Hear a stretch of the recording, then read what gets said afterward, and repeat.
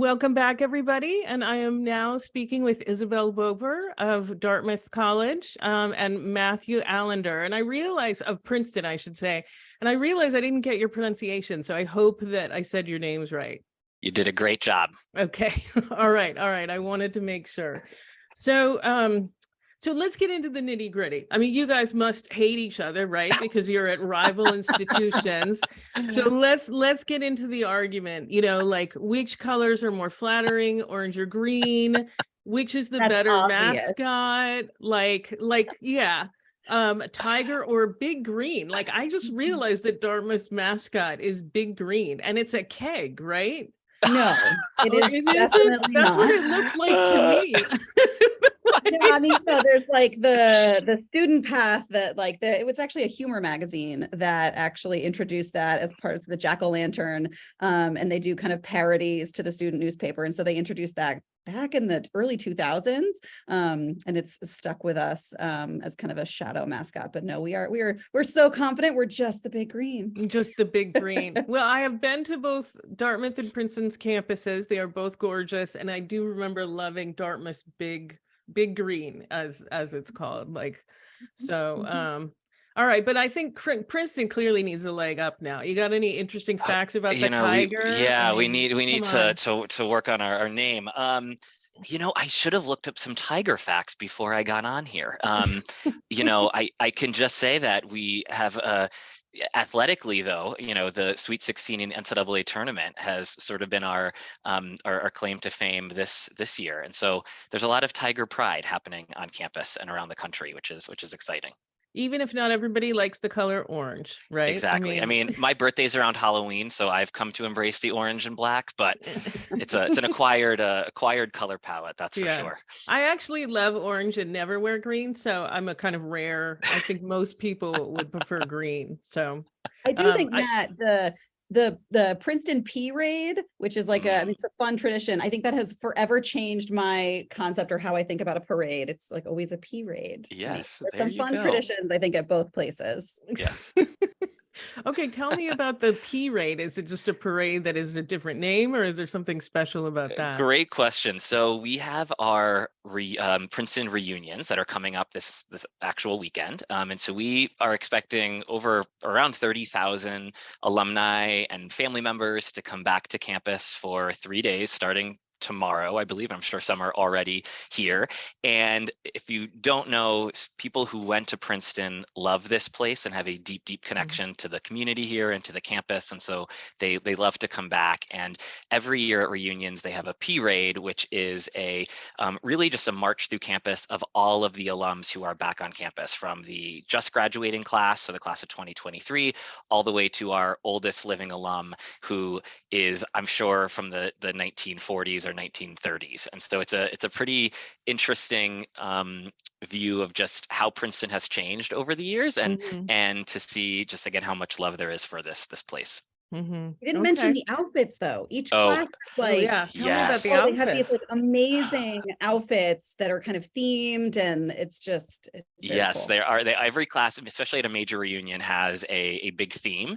I don't know what any of them are this coming year or this coming weekend, but they are always get decked out.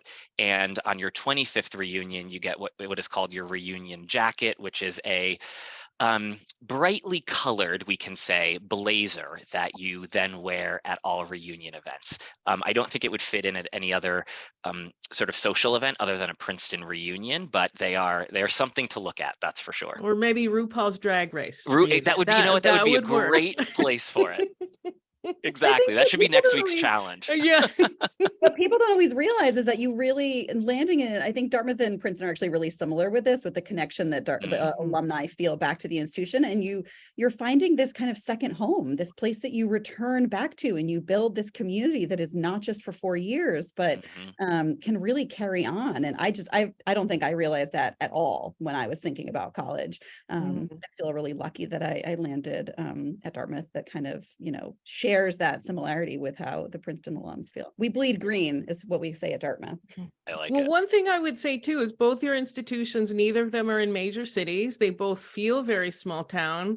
And I actually, I kind of regularly push students to see how that's a positive, because if you're in a big city, there sometimes is actually less community. Like students find it exciting. I can't argue that being in certain cities, like, wow, the entertainment opportunities, but like the thing is though, is you don't see all the same people all the time. Like there's a benefit to that community. It's so easy to make friends and to form those connections. I mean, there were people who I never had a class with, but I'd run into them in the library all the time and we would chat and we'd get to know each other. And you know, I had a friend who had transferred to my college. I went to Reed, which makes Dartmouth look large. And he had transferred from one of the UCs, and I won't say which one. But he said, but you know, there tend to be quite large. And he said he would have these great conversations with people because obviously the other students were great and smart and interesting. And then he would never see them again to build on that friendship. Yeah. So I just kind of wanted you guys to address like how you feel the location like really benefits the community, if you agree with me. Certainly, Isabel. I don't know if you want to start, I'm happy to. Sure. No, I mean, you know, one of the things we talk about is this small town vibe, but having real global reach. And so I think, you know, it's understandable why people assume kind of institutions located in urban centers that urban equals access, but there's a lot of different ways that access can happen. And I think just some of the conversation we've talked about so far with kind of the passion and engagement of our alums, not just in fun traditions, but also in kind of nurturing the next generation of graduates. But I also, you know, for me, I had a moment where Dartmouth felt kind of Goldilocks for me. And the way I frame this with students is we have this big green that's at the center of campus. It's physically the center of campus, but I think also kind of like spiritually and at the center of the soul of campus. And, you know, you can walk across that green 2 or 3 weeks into your freshman year, and you're going to recognize some people because you did a pre-orientation trip or someone in your dorm. But then you'll walk across that same green your senior year, and there's still going to be people that you don't recognize. And for me, that felt like that Goldilocks moment, but that's my own preference. So I think some of it is also being really open and accepting of what kind of environment you do feel like you thrive in, and not listening to what people think you should want or that assumption of like urban equals access. And, you know, it's just our setting is also just has such stunning natural beauty. And I did not think about the impact that having access to the outdoors and what that did for my own kind of personal mental health, like just kind of grounding myself when the snow first fell. I've always been an early bird, and to walk out and be one of those first people that's kind of making footsteps in the snow, having access to the outdoors, you know, we utilize it, you know, through classroom experiences. We have our own organic farm, we have a skiway, but there is really a nice kind of grounding that I think a lot of students find in our natural setting and all 4 seasons, which can be a really exciting change of pace for students who are coming, you know, from all around the country and the globe, really. Yeah, I think when you go to a setting like that too, I mean, I grew up in Los Angeles and went to college in Portland, Oregon. I became an outdoorsy person when I hadn't really been that before. So, but anyway, Matt, let's talk about how that manifests itself at Princeton. Yeah, and I guess it's made me think of two things. One, it's and you hear this word a lot when you are looking at colleges and going through the application process, but finding a school that's the right fit. You know, you're talking to 2 representatives from institutions that are, you know, highly regarded, and if you're looking at rankings, highly ranked and have name brands. But despite our similarities, we are both very different places, and a student's going to have a very different experience at Princeton versus Dartmouth, or at Princeton versus another Ivy League, or at another you know, flagship public. And it's finding a place that is not only a great fit for you based on location and size, but in terms of academic offerings. You know, if you're looking for research opportunities or interaction with faculty, I firmly believe that you can get a good education at almost every school in the United States, but you might not thrive at every single place because they offer very, very different things. And so I say that because, again, I think Princeton is different than some of our peers, but to get the best sense of a place, it's to visit and come to campus and to get a sense of what it's like to be here, to walk into buildings, to see how students are interacting with one another, because we are a residential campus community. Like you said, we are not next to a major urban center. summer. Unlike Dartmouth, though, we don't have mountains right next to us. New Jersey is relatively flat compared to New Hampshire.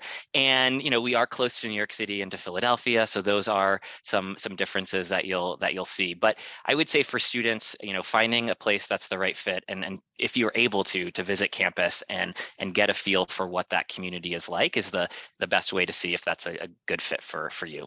Yeah, without a doubt. And one of the things that I think is so great about this is that I know that both of you would say that there's so many great colleges and Princeton isn't for everyone and Dartmouth isn't for everyone. So maybe we can I definitely want to touch on academics, obviously, but how do you, when you're talking to students, how do you push them to go beyond the rankings? Because when I talk to students, it's very hard for them to do that. They'll say, well, it's a great school. And I'm like, yeah, but so are all these others. Why is it a great school? What makes it a great school for you personally? And they kind of draw a blank.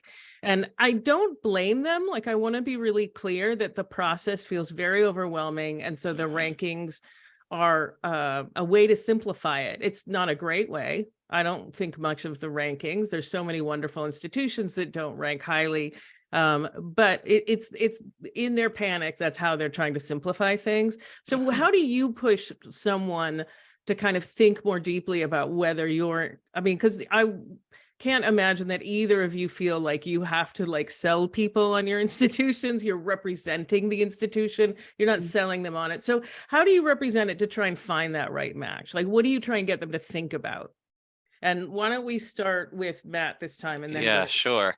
So I would say when I'm having this conversation with students, whether I'm on the road traveling or meeting students on campus who might be here for a visit, I'd say one of the many things that makes Princeton unique that is going to be a part of every student's experience here is our senior thesis and emphasis on independent work. And I say that because regardless of what a student is studying here, they are required to do a thesis. They will get involved in research. And if someone is less eager to do that or is less excited about sort of creating this new knowledge in addition to their classroom work, then Princeton might not be a good fit for you. And so having an understanding of not only what opportunities we have here for study abroad and organizations and living experiences, because that's all a huge part of your college experience, is what is that one common thing for every student that's going to be a part of the Princeton experience. And I would say that is research. And so we talk a lot about that. It's what we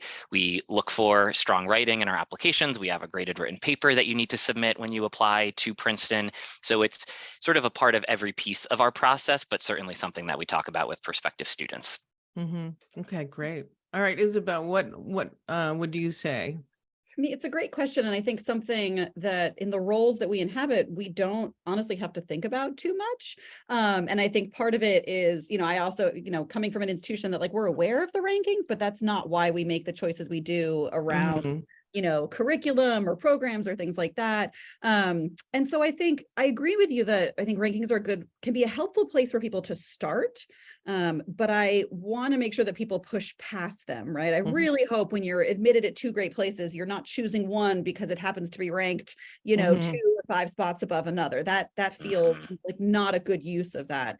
But, at Dartmouth, we're very much a place where there isn't this singular defined path to Dartmouth or through Dartmouth. We're known for our flexibility, not just the academic calendar, but just, we love it when students want to kind of mash up academic disciplines. There's so many double majoring or modifying your major here. It's not point A to point B to point C. If you're thinking about point A to 12 to, I don't know, some other integer symbol or something, great. That's really cool and interesting. And so I think that almost doesn't completely fit with someone who is purely really focused on rankings and this input and that input. And so that's what I mean, or I think we all mean, where there are so many wonderful institutions to get phenomenal educations at, but the way that we do that, the way we deliver it, the approach can really vary. And it's a wonderful thing because it can meet different students who want to approach their academics and their college experience in different ways. So it's actually wonderful that we have so many different types of institutions. So, for us, I think We like people who want to kind of look at a problem or a challenge, break it apart, think about different ways to put it back together. We almost like people who are willing to kind of break the intellectual rules a little bit.